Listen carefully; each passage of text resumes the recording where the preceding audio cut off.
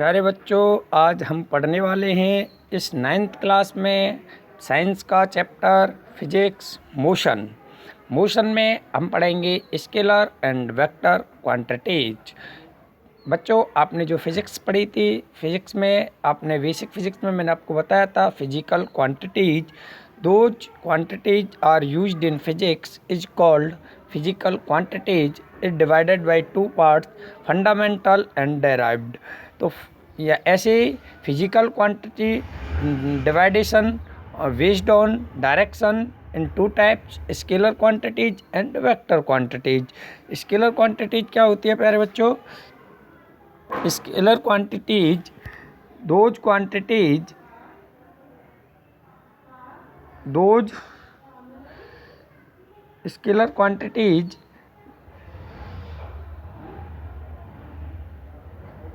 the quantities which have only magnitude and no direction are called scalar quantities. Example mass, distance, time, speed, volume, act. यानी जिसके लिए केवल हमें magnitude की आवश्यकता होती है, डायरेक्शन की नहीं, वो हमारी स्केलर क्वांटिटीज कहलाती है। जैसे अभी अगर मैं आपसे बोलूं कि आपको किसी दुकान से कोई भी द्रव्यमान, जैसे मास के लिए मैं बोल दूं चीनी खरीदनी है, अब आप बोलोगे सर चीनी दे दीजिए, 2 किलो चीनी चाहिए मुझको पूरब दिशा में। It is not correct. Y?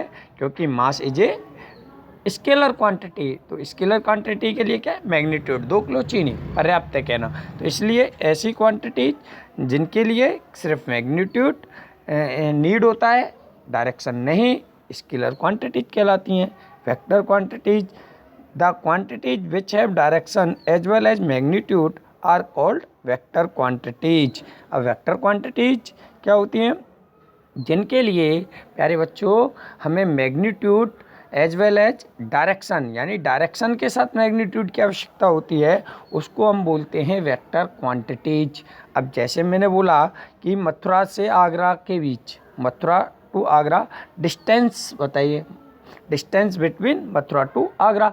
तो मैंने 2 पॉइंट डिसाइड कर दिए, मथुरा और आगरा। तो ये जो होता है इसके लिए मुझको डायरेक्शन चाहिए, यानी किस दिशा में बतानी है, यानी मथुरा से आगरा की दिशा में बतानी है, डायरेक्शन है। तो इसलिए कैसी क्वांटिटीज होती है? Vector quantities. यानी the quantities which have direction as well as magnitude are called vector quantities. Displacement, velocity, acceleration, force, एक्ट are vector quantities. Motion, when the position of a body change with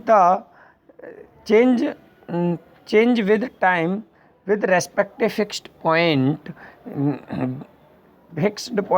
then the body is said to be in a motion. यानी जब कोई वस्तु, यानी जब कोई object किसी fixed point पर चेंज इन डायरेक्शन, अपने चेंज इन डायरेक्शन करता है, अपनी पोजीशन में चेंज करता है, वो मोशन होता है।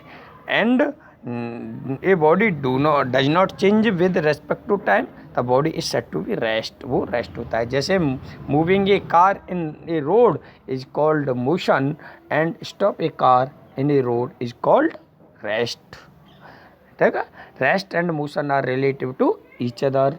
क्योंकि देखिए हमारी जो पृथ्वी है, अर्थ है, वो सन के अराउंडिंग कैसी है? सन के अराउंडिंग, सन जो है उसके अराउंडिंग कैसी है? मोशन में है। बट वी, यानी हम उसके पृथ्वी के सापेक्ष कैसे हैं? रेस्ट में है। तो मोशन और रेस्ट दोनों जो हैं वो क्या है? दोनों रिलेटिव हैं ईच अदर। यानी हमें ये पता होना चाहिए कि हम किस वस्तु का कंपैरिजन किसके साथ कर रहे हैं, तभी हम ये ज्ञात कर सकते हैं कि दीज ऑब्जेक्ट आर मोशन और these object are rest. Okay, चलिए डिस्टेंस। डिस्टेंस क्या होता है प्यारे बच्चों? Distance, the length of the path traveled by a moving body in a time interval is called the distance। यानी कोई भी मूविंग बॉडी है वो इन टाइम इंटरवल में जितनी लेंथ कवर्ड करती है उसको हम डिस्टेंस बोलते हैं, उसको डिस्टेंस बोलते हैं। माना a object point A to B.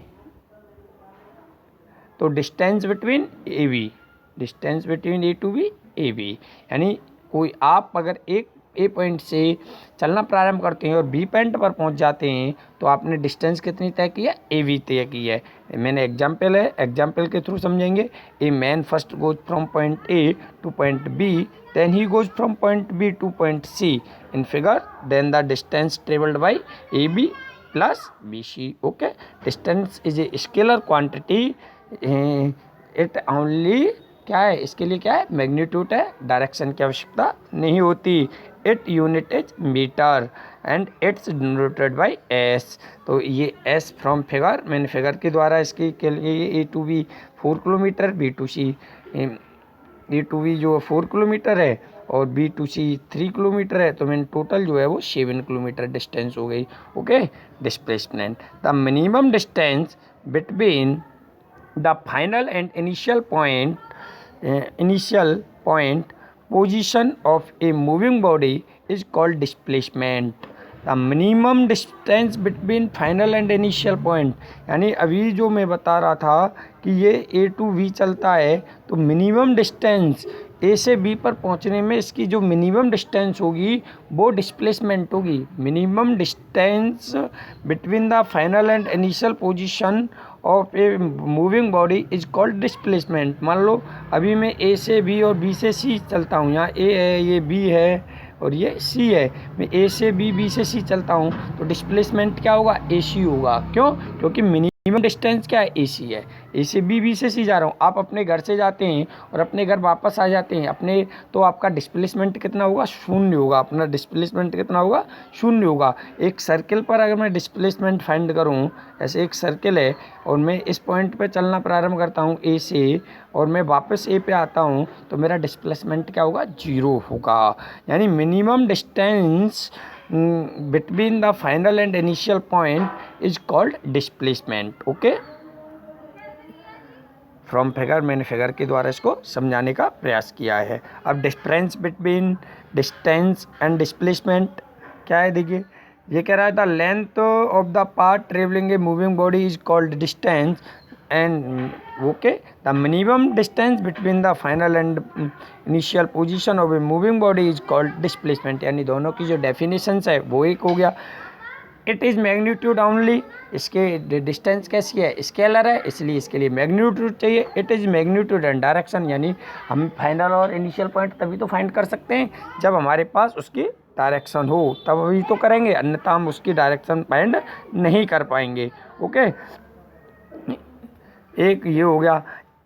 It's SI unit is metre और it's SI unit is metre, दोनों की जो यूनिट है वो मीटर है, लेकिन एक स्केलर क्वांटिटी है और एक वेक्टर क्वांटिटी है। The distance travelled a moving body can never be zero, distance कभी जीरो नहीं हो सकती और ना ही नेगेटिव हो सकती, but displacement can be body negative, zero and positive. Okay, अभी मैंने आपको जीरो बताया था, जीरो हो सकता है कि नहीं, अभी मैंने आपको ऐसे बताया था एक सर्कल पर डिस्टेंस होगी जो वो उसकी होती है 2πr होती है, लेकिन डिस्प्लेसमेंट क्या होता है, 0 होता है। ओके ओके, अब वेलोसिटी, वो सॉरी स्पीड।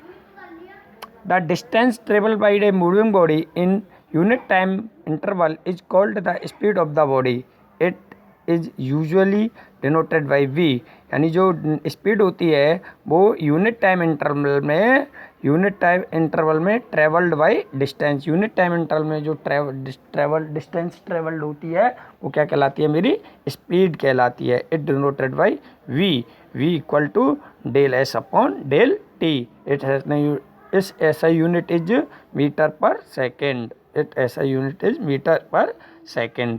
यूनिफॉर्म और नॉन यूनिफॉर्म मोशन क्या होता है, if a body covered equal distance in equal time interval then its motion is said to be uniform motion या uniform speed, but it cover unequal या different distance in equal time interval then is said to be non uniform motion and non uniform speed। Average speed क्या होती है बच्चों, जो मैंने pen से टिक किया है सिर्फ वही लिखना है आपको। The average speed of the body is calculate by dividing the total distance of the journey of the total time taken is called average speed of the uniform body. Okay बच्चों, आज के लिए इतना ही, अगले नेक्स्ट वीडियो में मिलते हैं। Thank you all of you.